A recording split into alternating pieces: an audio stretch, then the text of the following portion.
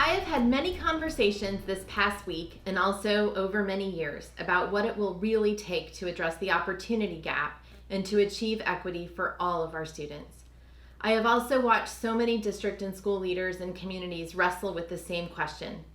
What we know is that all too often we come up short, or we make a lot of efforts that do not lead to immediate or long-term changes in our schools. As we continue our month-long focus on educational equity, this week our guests on Ed Matters remind us both of the history and present-day context that we must acknowledge and embrace when thinking about solutions that result in true equity. They also remind us of the efforts that are currently in motion that are making a difference for some students. Today on our show, we heard from Dr. Sandy Darity, whose research focuses on inequality by race, class, and ethnicity, as well as the racial wealth gap, which in the United States continues to widen. Between 1983 and 2013, white households saw their wealth increase by 14%, while black household wealth declined 75%, and the median Hispanic household wealth declined 50%. Dr. Darity's research exposes just how systematic inequality persists in the form of housing discrimination, unequal education, police brutality, mass incarceration, employment discrimination, and massive wealth and opportunity gaps, all barriers to eliminating the student achievement gap that we must collectively address before we can hope for equity in our schools.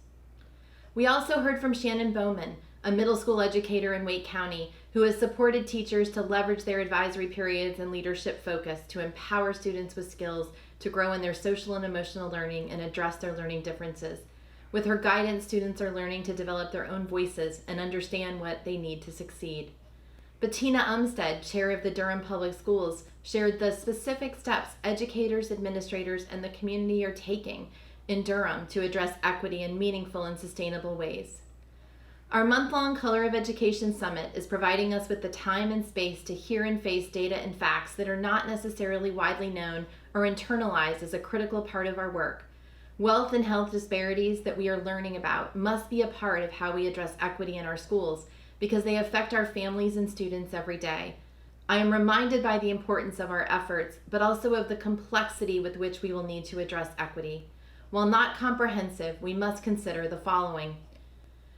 How do we address systemic racism in our schools and our communities? Developing racial literacy and a deep understanding of past and present structural racism and how it impacts educational equity and opportunity must be a part of our framework for all of us in the field of education, and we must take steps to redress inequities in and outside of schools. How do we create a culture that supports the whole child, which is the academic, social, and emotional learning for each and every student? We must also learn and be committed to understanding adverse childhood experiences, or ACEs, and the trauma-informed practices that support a school's culture and interactions. How do we develop instructional approaches and learning opportunities that are strengths-based and culturally responsive, and that allow students to show what they know in different ways?